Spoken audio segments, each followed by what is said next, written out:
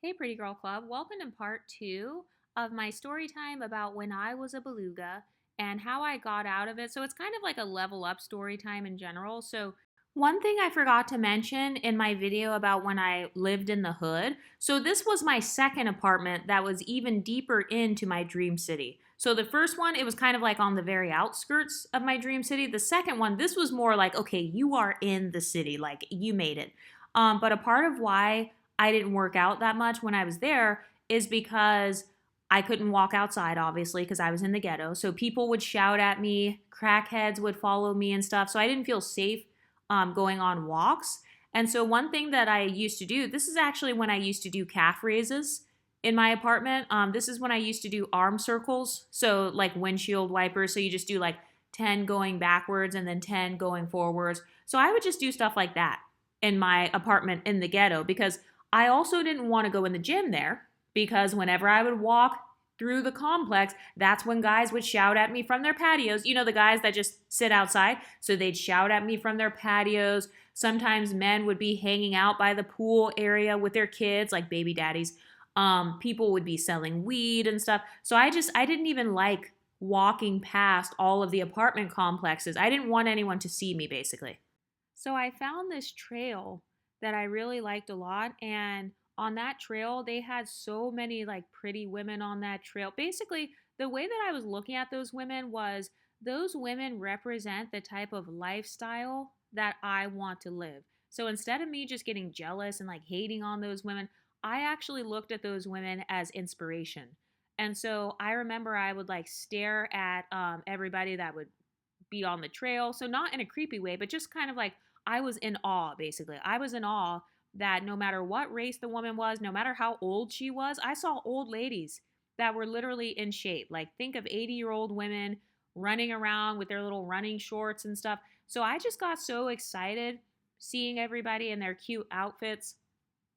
And it was almost like, it was kind of like a fun way of reclaiming my femininity because I knew that when I went to this particular area, that all the girls would be slaying. So think of it as like a real life Pinterest board. Think of it as a real life vision board. One thing I forgot to say too is that when I would go on this walk, I would be passing all types of outdoor like cafes and restaurants. So think of walking through like Paris or walking through whatever your dream city and dream neighborhood is. That's what I would be passing. And I remember that as I was passing some of the outdoor places and stuff, I would be imagining to myself, one day I will be able to afford to eat at this place. One day I will be able to afford to go to this bar. I remember there was one place where they literally had like an outdoor fireplace, so you could sit there and like kind of soak up the warmth and stuff.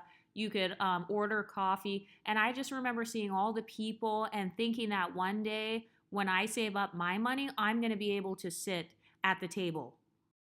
So for me personally, it became about more than just exercising because exercising and going on a walk in that part of town, like going on a walk in that part of downtown area, that was like something that represented like manifesting a better lifestyle. So it was definitely bigger than just weight loss. I would be walking and oftentimes I would actually listen to level up content. So this is right before I started this YouTube channel. So I would be listening to level up content while I was walking in this beautiful area. And I remember I actually started veering off and going to the neighborhoods, kind of walking around in the local neighborhoods. And I would see all of these big, gorgeous houses. And I would just kind of think to myself, like, one day I'm going to be able to go walking near this creek and, I'm going to be able to feel comfortable in this area. And financially, I'm going to be able to basically do whatever I want. So I remember there was another time where I went into this little neighborhood. So there was a Trader Joe's. I didn't have a Trader Joe's by me. I didn't have a Trader Joe's or a Whole Foods by me. I had like Mexican grocery stores and stuff by me. No shade towards Mexican grocery stores, but like I said, I lived in an urban area where it's like there were a lot of immigrant people there, a lot of struggling people there. So I actually started walking in the neighborhood that had the Trader Joe's in it. So that was actually one of the favorite parts of my walk. So I would walk for a few miles. I would see all the beautiful people running and stuff, and I would get so inspired, like, hey, one day I'm going to look like them. And then I used to walk to the Trader Joe's. I couldn't afford anything in there. So sometimes I would just walk in there and just look around and pretend like I was shopping just so I could kind of soak up the vibes of being in the Trader Joe's. I loved looking at the flowers at the front of the Trader Joe's. I loved seeing what new flowers they had in the front. I loved the smell of the Trader Joe's, and I loved seeing other pretty women there because it kind of reminded me of my own potential. So I'll never forget actually, one time I was in the Trader Joe's and I saw this really pretty MLS girl. She looked like me. She looked very similar to me. She was a tall, light-skinned girl. She had like a straight hairstyle. She had kind of a straight dark brown like sew-in type of hairstyle, and she was just shopping and living her best life. She had on a matching set. And the only reason that I memorized all of this was because I remember thinking to myself, one day I'm going to be able to afford a matching set, and I'm also going to be able to afford to shop at Trader Joe's. So I kept doing that. I kept doing my routine, and it got to the point to where almost every day I was going to this part of town. So that's a lot of gas money. So I was traveling to this part of town, like driving about 40 minutes. I didn't care if there was traffic. I didn't care what would happen. I was just excited, and I felt very like blessed and honored to be in that part of town. Like that is how much I really loved it. That is how peaceful I felt. Basically, going to this beautiful part of town and walking and seeing all the bikers and all the carefree people, that's what it represented to me. Those people represented a carefree lifestyle. So being in that area, it represented my dream life. So that's something that you can do too. You can ask yourself, is there a specific location that reminds you of your dream life? Maybe it's not outdoors, but it could be a certain grocery store, a certain clothing store, a certain coffee shop. Like, because that was a very big part in inspiring me to like lose weight. So I remember it got to the point where I actually created a budget. I created a budget so that I could afford gas to drive 40 minutes to go to my favorite part of town so I could walk. And then it got to the point where I could afford to buy a water whenever I went to Trader Joe's. So, I thought I was the shit. I was like, oh, hell yeah, I can buy a $3 water now at Trader Joe's. I made it. I'm the shit. So I got so excited because I was like, oh my God, like I'm leveling up. So I know that that may not sound like a big deal. Like, yes, technically I was not rich or anything. I was still not doing very well yet. But the fact that I was, working my job and saving up my money for the things that were important to me, yes, that felt like a very big achievement. So then I would get excited, like, okay, I'm going to go to Trader Joe's and then I can buy my cute little alkaline water. This is when I first started getting into alkaline water. So I was like, yes, I'm going to buy an alkaline water and, I belong here basically. So as time went on, I started increasing my budget a little bit more. And then it got to the point where I started exploring other neighborhoods, just going on my walk. So, by the way, that's a part of how I lost weight. It's because when I was going on the walk, I stayed entertained while I was walking. So, I get very bored when I'm on a treadmill. Like, I don't like just staring at the wall and then I just listen to the same playlist on repeat. I don't really like doing that. I noticed that it was easier for me to lose weight when I was walking and I could see a lot of exciting stuff. So sometimes I would see people on a unicycle. I used to love going over there on Tuesday nights because they had a biking group where they would like ride bikes. All their bikes had little lights on them. Some of them would be roller skating. That's when I would also see like the black women roller skating and stuff, kind of like that 70s aesthetic. They would dress kind of like the people from Roll Bounce. And I actually remember looking at some of the women and thinking, one day I'm going to be able to wear shorts like them. Because I told you guys about how I used to feel insecure about shorts because I have an hourglass shape. So when I get thick, it's not looking good. It starts sagging. It starts bagging and sagging and looking like cellulite. It starts looking like saddlebags. So for me, at that time, wearing shorts, that was very triggering. I couldn't really wear shorts, or I didn't feel comfortable enough in my body at the time to wear shorts. So when I would see other women looking cute in their shorts and then their legs are toned, they don't have like cellulite and stuff on the back of their legs, I would get excited. Because I'd be thinking like one day I'm going to look like that. One day my legs are going to be toned and I'm going to be strong enough to ride bikes down here. One day I'm going to be strong enough to go on a skateboard and to like go longboarding and stuff. So it got to the point where I loved walking over there so much, to the point where I would walk 5 miles and I didn't even realize it. So Next thing I know, I'm walking 5 miles a day. I'm walking 3 miles a day. I'm walking multiple miles because I'm just having fun exploring. And then I started to make it into a little game. Like, okay, this area is so gorgeous. I wonder if there are any other areas around here that I would also enjoy walking in. And lo and behold, I started veering off the trail and finding all these other neighborhoods. I remember I found this one coffee shop. To this day, that coffee shop is still one of my favorites. If they ever create that coffee shop in the city I live in now, I would be so excited.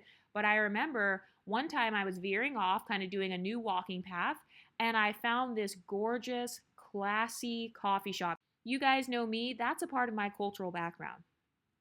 So if you grew up in the white community, you're more likely to be familiar with coffee and coffee culture. And, so I'm very familiar with coffee culture, what types of coffee to order.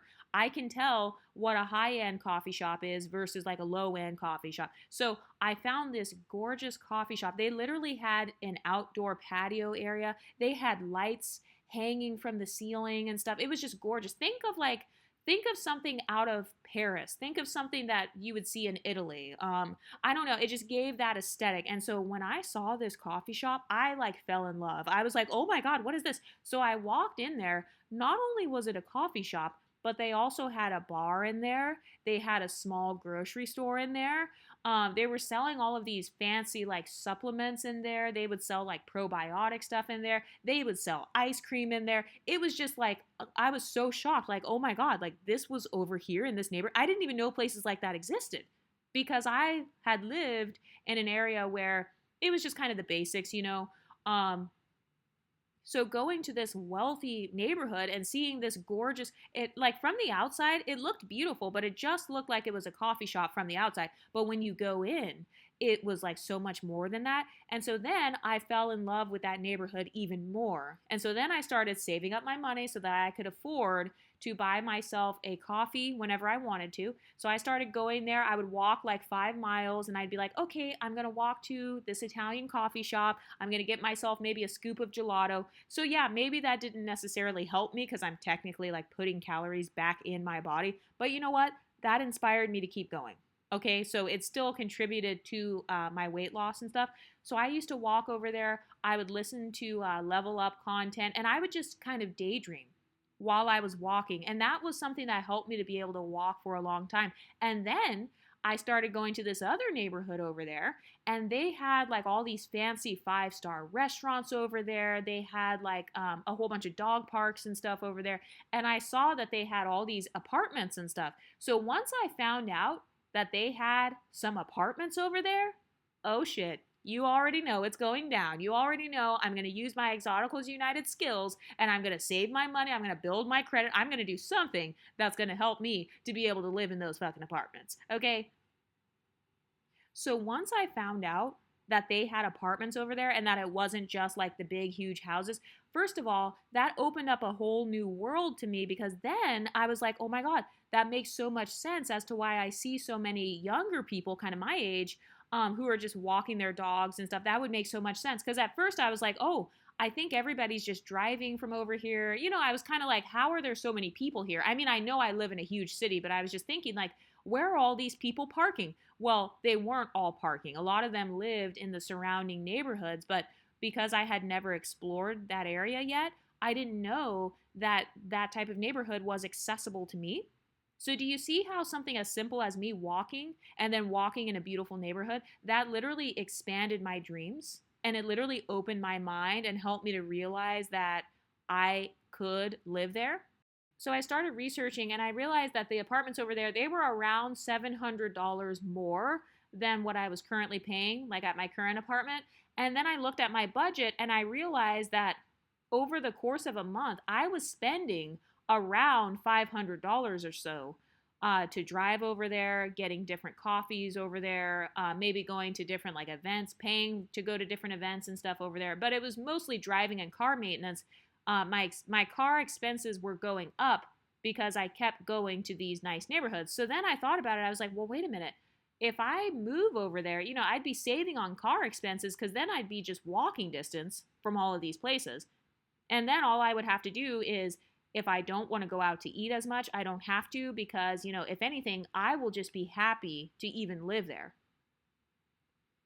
So I started gradually saving up my money and stuff. And I remember my ex at the time, when I first told him this, that I really wanted us to move over there, he was kind of like, wait, like what? He actually started getting annoyed a little bit at how often I wanted to drive 40 minutes because it's 40 minutes there and then it was 40 minutes back. I remember at the time he was a little bit annoyed, like, I don't want to go there. I don't want to drive there today. I don't want to go there every day, like driving in traffic, 40 minutes there, 40 minutes back, just so I can go on a walk. And so I remember I started making my own plan of like how I was going to be able to live there. And every time I would go there, I just kept daydreaming about what I would look like. I mean, this literally, it got to the point where it started inspiring me even when I was at home. So, okay, I remember one time I was walking in that area and I saw a girl who looked like Ariana Grande. So she had the ponytail, she had the high ponytail and it was really thick. And I remember thinking to myself, next time I come on this trail, I'm going to try to do my hair in a cute ponytail like that. Like her hair is so cute. I wonder if I can try to pull off an Ariana Grande ponytail. Did you know that I did that ponytail? I've never gone back. I've never gone back since then. I'm always in my ponytails, okay? So I remember that being at that trail, that's how inspiring it was to me. Like it was so inspiring to be in that part of town that literally I would come home and I would have all these new ideas for like what hairstyle I'm going to wear the next time I go to the coffee shop.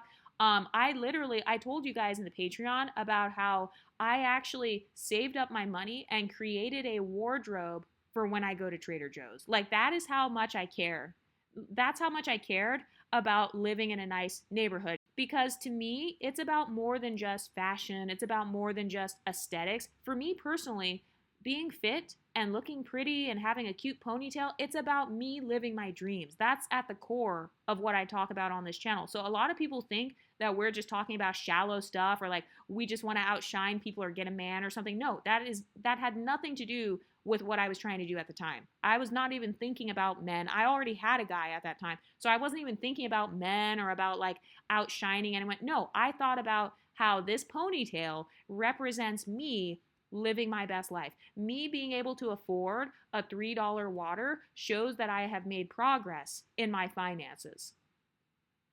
Me being able to walk in this nice neighborhood and feel like I fit in, that shows that I am psychologically kind of like existing on the same vibration as these people. That's the best way I can describe it. I don't usually use terms like that, like vibration and like vibe and stuff. But that's the best way I can describe it.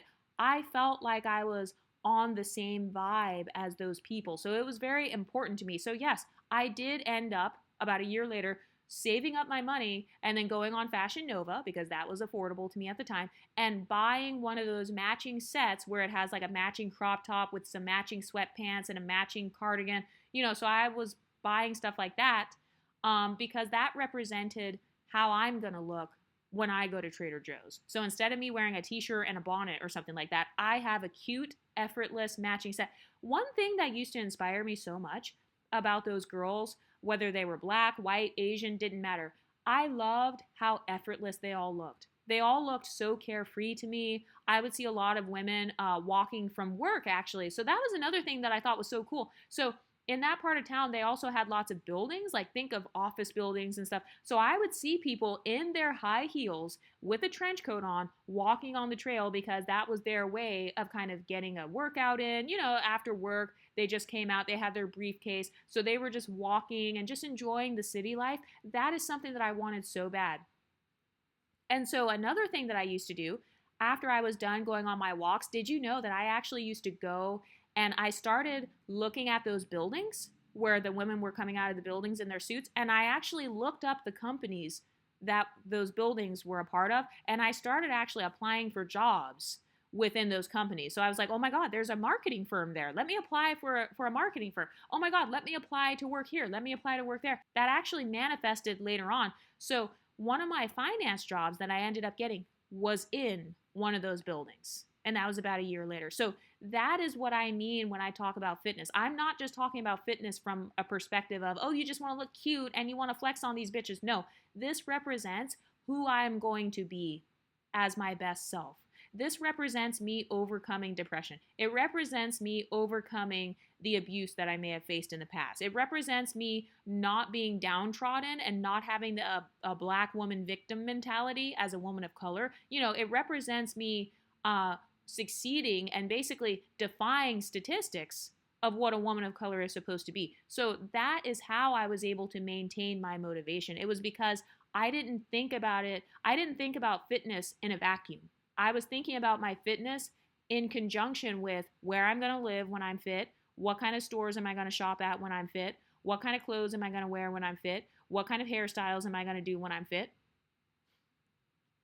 Because a part of the reason that I had stopped wearing buns and ponytails at that time is because my face had gotten so fat to where if I slick my hair back, you can really see my double chin, like at that time. So that was a part of why I had only started wearing lace fronts with my hair down kind of in front of my face, because then it was kind of hiding the double chin. So once I was finally able to do that ponytail, did you know I got so excited? I literally stared at myself in the mirror for like 30 minutes because that's how happy I was with not just my weight loss progress, but also with my hairstyling progress and just kind of looking at myself in the face like, this is the new me. This is who I am now. So I remember I literally saved up about $70 and I bought some straight clip-ins and I did the clip-ins with my hair. And you know those wax sticks that you use on your hair? You know how women use those on their edges? So I did a straight back ponytail, like the Ariana Grande ponytail. That was my goal. So I used the wax stick, and this is when I silk pressed my hair. So my natural hair was waist length. And so I added the clip-ins to try to give it like extra fullness or whatever. So I did the wax stick on the front of my hair, and I literally was able to have my little Ariana Grande ponytail. And I remember I finally could feel comfortable in crop tops again, because by this time I was still like thick. I would say I was more mid-size. I wasn't fat anymore for sure. I was definitely not fat anymore. I was just normal looking basically. I looked like a normal human being. And I remember I put on an olive green tank top, and it was a crop top. It was kind of a baggy olive green tank top. And then I put on my black fake Lululemon leggings. And by the way, for Christmas, I actually got some Lululemon leggings. That kind of meant a lot to me, kind of like, wow, this represents a new era in my life. But anyway, I put on my olive colored shirt and my black leggings and my tennis shoes, and I had my little Ariana Grande ponytail. I remember looking at myself in the mirror that day because I was like, wow, I look different. Like my hair is pulled back now. My double chin is gone. And then I remember I put on a little bit of makeup. I did my foundation because all the other girls, one of the things I liked about walking in that area was that all of the other girls over there, they matched my vibe and my aesthetic. So I used to love looking at how pretty everybody was and just being inspired basically. Like I would see girls with red lipstick on, girls with high heels on, literally walking 3 miles for fun in your high heels. I would see women who just got off work. There would be 2 women who were like coworkers or something, and they'd be talking to each other. Sometimes this is going to sound creepy, but sometimes I would kind of listen to people's conversations a little bit and just pretend like I was included in their life or something. I know that sounds creepy, but you know what? That was my way of coming out of depression at that time. That was my way of comforting myself. It was by imagining that one day I'm going to be able to like live over here and I'll be able to have conversations with people here and I'm going to like make friends and have more money myself. So that's why I did stuff like that. But I remember when I went to the trail in my Ariana Grande little ponytail thing, I actually remember that for the first time ever, other girls were doing a double take at me. Other girls were looking at me. They were looking at my hair. So the same behavior that I used to have towards them, where I used to look at them like, oh my God, like I can't wait till I look like that. I'm inspired by her cute outfit. The same way that I used to look at those girls on the trail, they started looking at me that way. Did you know that was such a powerful form of validation? That was a very powerful form of micro validation because I was like, wow, I have made so much progress now in my weight loss journey, in my level up journey, in my confidence journey. I now have a matching little fitness set. I had a cute little crop top on, even though it was cheap, even though it wasn't name brand. Still, I've made enough progress to where now I'm the one that other girls are looking at on the trail and they're looking at my fitness outfit. And then so that inspired me to keep going further. Like, wow, I'm doing a really good job. Like, basically, I'm starting to be the one that stands out now versus, it's only everybody else standing out and I'm kind of blending in. But still, I was just happy to be there. So it's not a competition. I was just happy to even be in that part of town. So I remember that I felt so validated seeing how other women would like look at me. I remember it got to a point where other girls on the trail, they started complimenting my fitness outfits. Like when they would walk by me, they'd be like, "Oh, I like your shirt." So I don't know why. I was very much into the army green at that time. So I remember I bought some army green leggings with like the army print, and then I had like my little olive green top on. I like olive. I like that color. So I remember wearing stuff like that. And then sometimes a girl would be like, "Oh, I love your leggings." Or people would walk up to me with their dogs. This is also when men started reacting to me on the trail too. Like how guys, they try to flirt with girls with their dogs. So like, this is white men, by the way. It's not really black men that do this, but a lot of the white men, they would try to like let their dog walk up to me and be like, "Oh, sorry," and just like kind of smiling at me. Like they want you to pet their dog. That's basically what they're doing. So he was hoping that I would be like, "Oh, your dog is so cute. Oh, what breed is he?" Or, they would try to kind of start conversations. So at that point, that is when I really felt like, wow, I'm really starting to fit in here. And so then I remember I just kept every evening after I would walk at that trail, I would go home and I would kind of start planning in my head or maybe even writing things down or watching videos about how to save money, how to get into a better apartment, how to build your credit, just how to do stuff to where you can afford to get in a luxury apartment because I found out that all of those apartments there were luxury apartments. My apartment that I lived in, it was not a luxury apartment. My apartment was the apartment for people that had bad credit and shit. But no, I don't care about telling you guys cuz like who cares? Like you're never going to meet me anyway. So it's like yeah, that's the kind of apartment I lived in. It was more of the apartment where people could go there if they had bad credit or like the people that have kids and stuff where maybe they're getting government benefits or something. I mean, I'm not sure that there were people like that in there, but I feel like there were because sometimes I could hear people in my apartment arguing. Like I remember one guy in my apartment, I remember hearing him tell his baby mama that he was going to knock her out. And by the way, this was an MLS woman and an MLS man. So I remember that. And I remember that MLS girl, she tried to make friends with me. Like she was very nice to me, but I didn't feel safe being friends with her because she always seemed to be in drama and stuff. So even though I normally hang out with women who kind of look like me, with her, I just didn't feel safe being her friend. And looking back, I'm glad I didn't because it turns out that her baby daddy was the weed man. Like he would sell drugs and stuff, or like, how they sell weed or whatever. And I mean, I'm not trying to shame people if they're smokers, but basically they had a lot of domestic violence issues. So I remember just thinking to myself, one day I'm going to be able to afford to move in that type of apartment. And so I saved up my money. I think I saved around $7,000. And this is because all the videos I was watching, they were telling me like, "Oh, you might have to pay first and last month's rent. You might have to pay extra if you get denied or if you have bad credit." So at that time, I did not have a very good credit score. My credit score wasn't horrible, but it wasn't very good. I think it was like in the 500s or something. So it was pretty bad. Okay. This is in my 20s.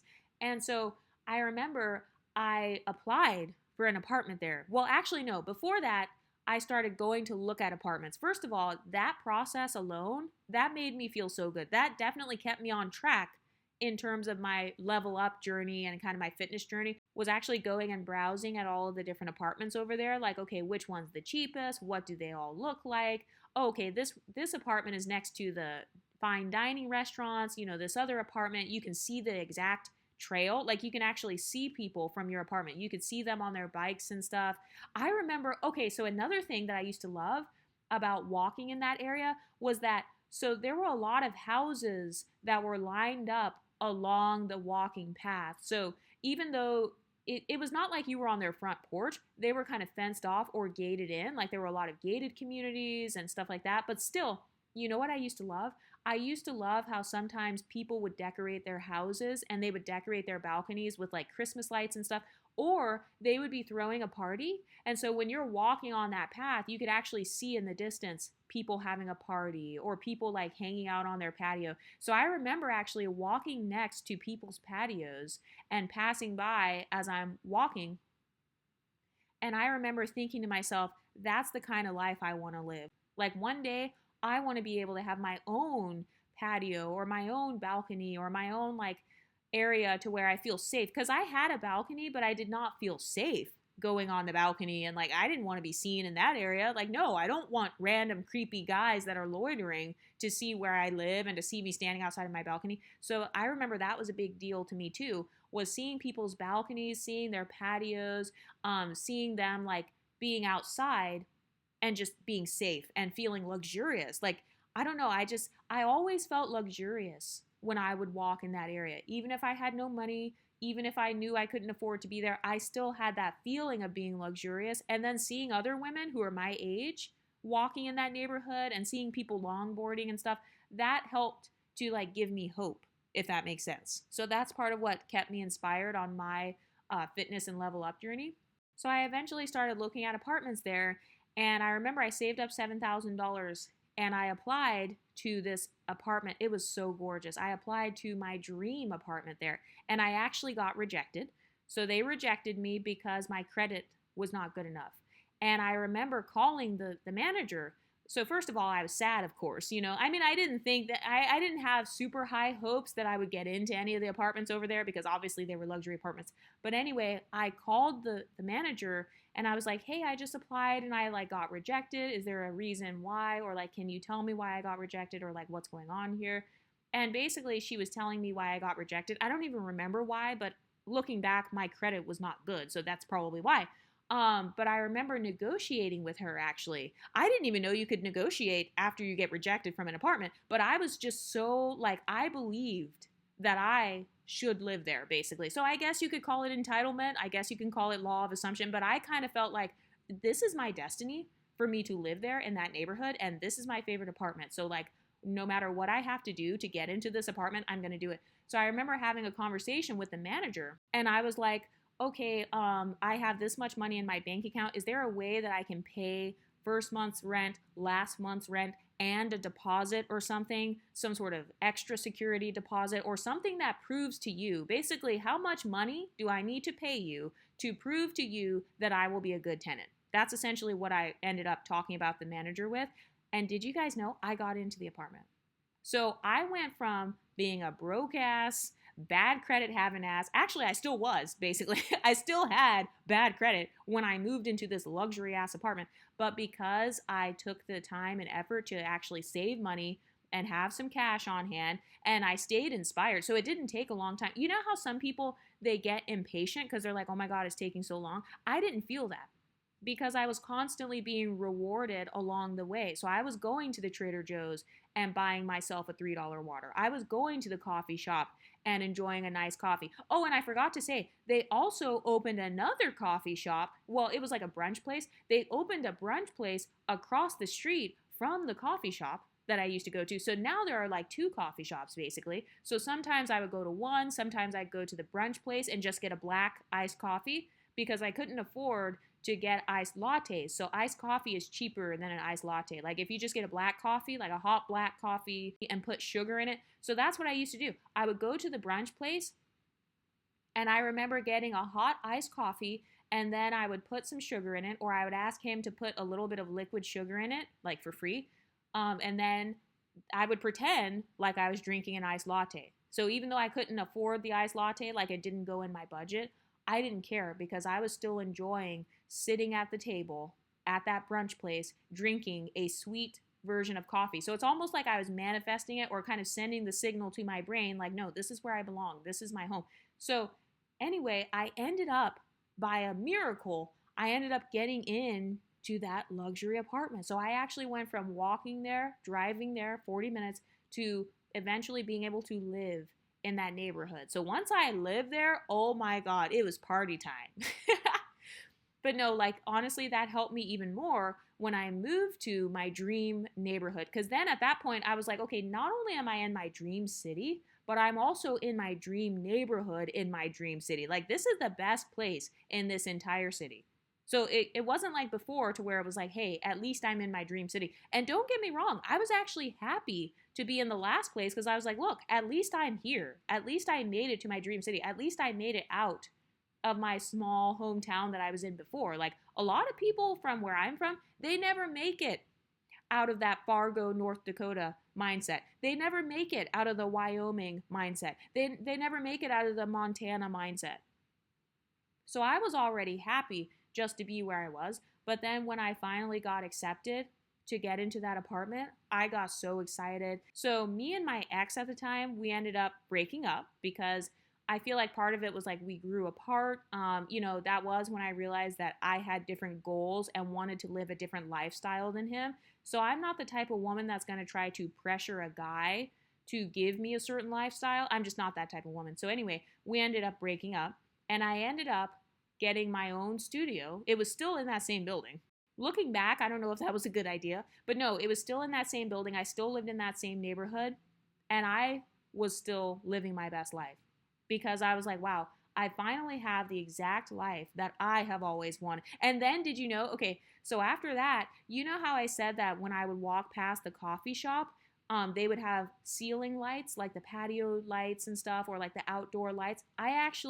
Me and my mom, we went and bought some lights for my apartment. And then I put some lights inside of my own apartment to make it look kind of like that aesthetic that I used to see when I was walking. So that's why fitness and stuff like that is so important to me because it's not just about the fitness, it's about what you're thinking about during your fitness routine. It's about you manifesting basically like a better version of yourself. So, anyway, that is the part two of my story time of when I was a beluga and how I leveled up. So, by the time I was in the studio, I was back to a size medium at that point. So, I was no longer like a size large or extra large. I was fighting to stay in a medium, but I was still a size medium. So, that's basically my story of how I like gained weight and then how I ended up losing it and how I kept the motivation. Because basically, the motivational part was being in that environment, being around leveled up people, even if I didn't know those people, even if they were just strangers walking down the street, I still felt like I was leveled up. But maybe I should tell you guys, actually, I think I want to make a part three of this, and then I'll tell you about my new life when I got into the apartment because I still was not wealthy. I still didn't have the same level of income as everybody else there, and I had no car.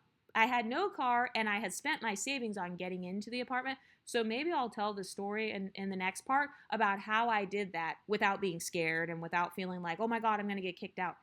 But what do you ladies think? Let me know in the comment section and I'll talk to you next time. Stay pretty, ladies.